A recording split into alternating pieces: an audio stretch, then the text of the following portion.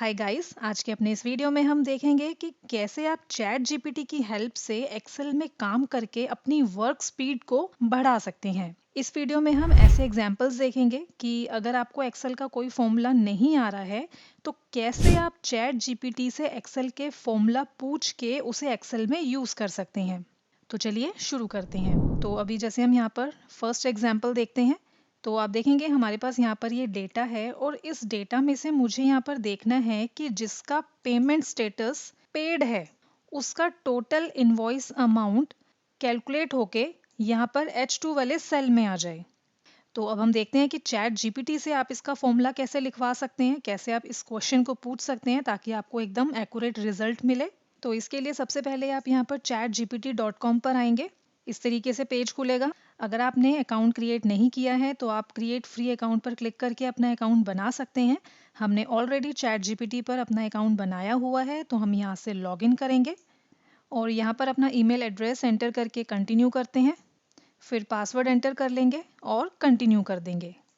तो इस तरीके से चैट जीपीटी की स्क्रीन आपके सामने ओपन हो जाएगी और अब यहाँ पर जो भी आपको इससे पूछना है, अपना क्वेश्चन सिंपली आपको यहाँ पर टाइप करना है और उसका रिजल्ट ये आपको लिख के दे देगा।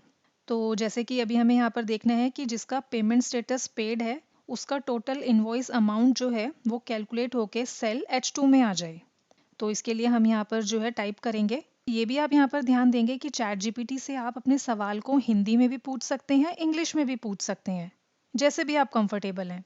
तो जैसे हम यहाँ पर हिंदी में टाइप करते हैं, हमने यहाँ पर टाइप कर दिया है कि एक्सेल में सी कॉलम में इनवॉइस अमाउंट है और डी कॉलम में पेमेंट स्टेटस है। अब हमें देखना है जिसका पेमेंट स्टेटस पेड है उसका टोटल अमाउंट कितना है, इसका एक्सेल में फॉर्मूला क्या होगा। तो हमने यहाँ पर टाइप कर दिया जो हमें चाहिए। फिर हम यहाँ पर एंटर की प्रेस करेंगे तो अब आप देखेंगे कि यहाँ पर ये हमारा रिजल्ट जनरेट कर रहा है। तो आप देख सकते हैं जो भी हमारी रिक्वायरमेंट है उसके हिसाब से इसने हमें यहाँ पर फॉर्मूला क्रिएट करके दे दिया है और नीचे आपको यहाँ पर समझा भी दिया है। अब यहाँ पर आपको क्या करना है, सिंपली कॉपी कोड पर क्लिक करके कॉपी कर लेना है। फिर आप वापस एक्सेल में आएंगे, जहाँ पर आपको रिजल्ट चाहिए वहाँ पर सिंपली आप Ctrl+V प्रेस करके इसे पेस्ट कर देंगे। तो आप देखेंगे कितना क्विकली यहाँ पर इसका रिजल्ट आ गया है कि जिसका पेमेंट स्टेटस पेड है उसका टोटल इनवॉइस अमाउंट है 47,228 रुपये। इसी तरीके से अगर मुझे यहाँ पर देखना है कि जिसका पेमेंट स्टेटस पेंडिंग है उसका टोटल इनवॉइस अमाउंट यहाँ पर कैलकुलेट होके आ जाए, तो सिंपली अब आपको यहाँ पर क्या करना है, आप इस फॉर्मूला को कॉपी करेंगे, सेल H3 में आएंगे, पेस्ट करेंगे और अब यहाँ पर आपको F2 प्रेस करके पेड की जगह यहाँ पर टाइप करना है पेंडिंग, फिर एंटर की प्रेस कर देंगे। तो आप देखेंगे इसने हमें यहाँ पर दिखा दिया है कि जिसका पेमेंट स्टेटस पेंडिंग है उसका टोटल अमाउंट है 37,622।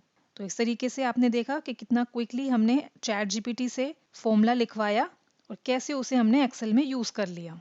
नेक्स्ट एग्जाम्पल देखते हैं और अभी आप यहाँ पर देखेंगे हमारे पास यहाँ पर ये डेटा है जिसमें हमारे पास आईडी, नेम, एज और ईमेल आईडी एक ही सेल में लिखा हुआ है।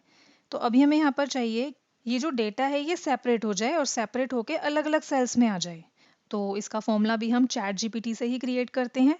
तो अब हमने यहाँ पर चैट जीपीटी को कहा है कि सेल A2 में जो कॉमा लगा के टेक्स्ट लिखा हुआ है, यानी कि जो कॉमा सेपरेटेड टेक्स्ट है, उसे ये एक्सट्रैक्ट करके सेल B2, C2, D2 और E2 में दिखा दें।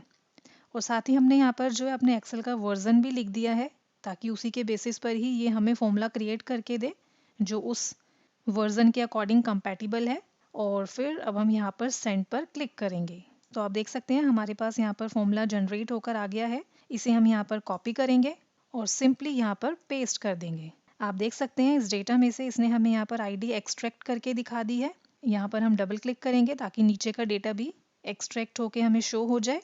और ऐसे ही अगर हमें नेम भी यहाँ पर चाहिए तो अगेन हम चैट जीपीटी पर आते हैं, यहाँ से सेकंड पार्ट को कॉपी करते हैं और यहाँ पर पेस्ट कर देते हैं। ऐसे ही एज और ईमेल के लिए भी हम यहाँ से कोड को कॉपी करेंगे और यहाँ पर पेस्ट कर देंगे और इसके बाद सिंपली यहाँ पर डबल क्लिक करेंगे ताकि बाकी का जो डेटा है वो भी एक्सट्रैक्ट होके हमें शो हो जाए।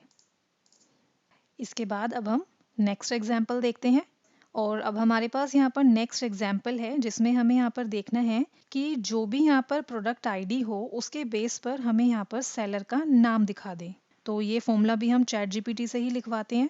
तो यहाँ पर आप देखेंगे हमने यहाँ दिया है I have data in cell B3 to F11। आप यहाँ पर एक्सेल में देखेंगे हमारे पास जो डेटा है वो सेल B3 से स्टार्ट हो रहा है और F11 तक है।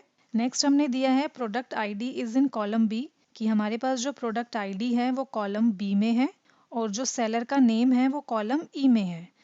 फिर हम यहाँ पर चाहते हैं कि जो भी प्रोडक्ट आईडी सेल H3 में हो, यानी कि इस वाले सेल में जो भी प्रोडक्ट आईडी हो उसके बेस पर ये हमें सेलर का नाम यहाँ सेल I3 में दिखा दे। तो हम यहाँ पर अब एंटर की प्रेस करते हैं तो आप देखेंगे यहाँ पर फॉर्मूला जनरेट हो गया है और साथ ही यहाँ पर एक्सप्लेनेशन भी दे दी है। सिंपली हम यहाँ पर इसको कॉपी करेंगे और यहाँ पर पेस्ट कर देंगे। तो आप देखेंगे इसने हमें यहाँ पर दिखा दिया है कि जिसकी प्रोडक्ट आईडी 117 है उसका सेलर नेम है AV enterprises.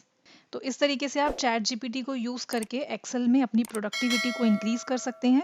So guys, I hope आपको ये वीडियो पसंद आया होगा। वीडियो को लाइक करें। अगर आप हमारे चैनल पर नए हैं, चैनल को सब्सक्राइब करें। मिलते हैं हम अपने अगले वीडियो में।